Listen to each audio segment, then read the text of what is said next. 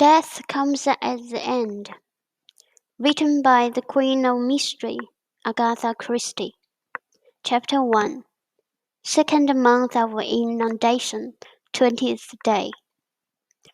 Reminiscent stood looking over the Nile. In the distance she could hear faintly the upraised voices of her brothers, Yamos and Sobek, disputing as to whether or no the dikes in a certain place needed strengthening or not. Sobek's voice was high and confident as always. He had the habit of asserting his views with easy certainty.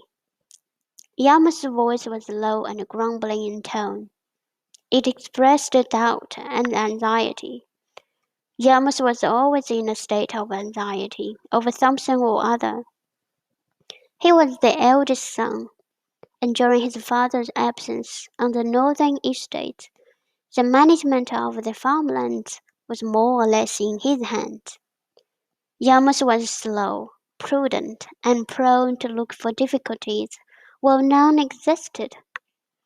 He was a heavily built, slow-moving man with none of Sobek's gaiety or confidence.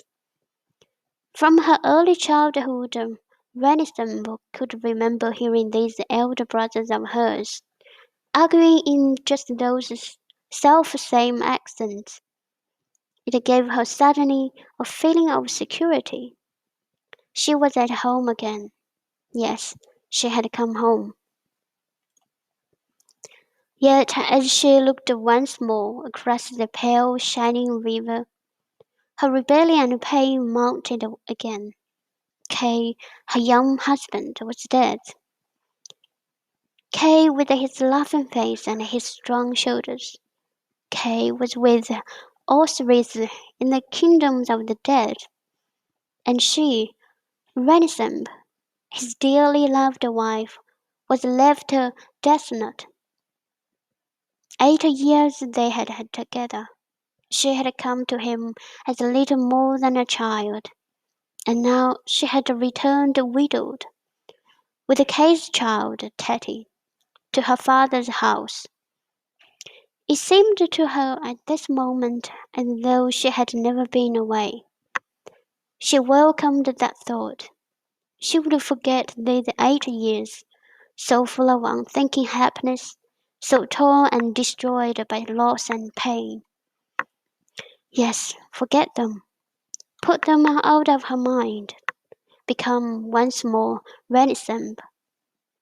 Imhotep, the priest's daughter, the unthinking, unfeeling girl. This love of a husband and brother had been a cruel thing,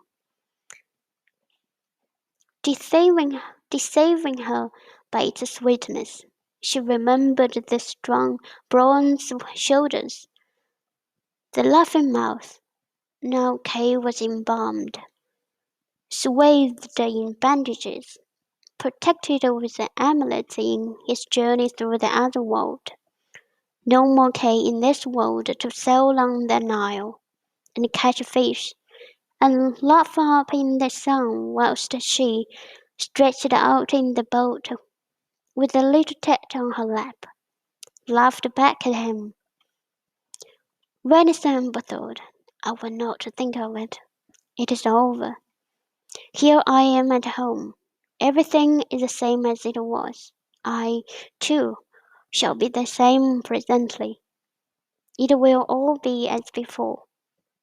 Teddy has forgotten already. She plays with the other children and laughs.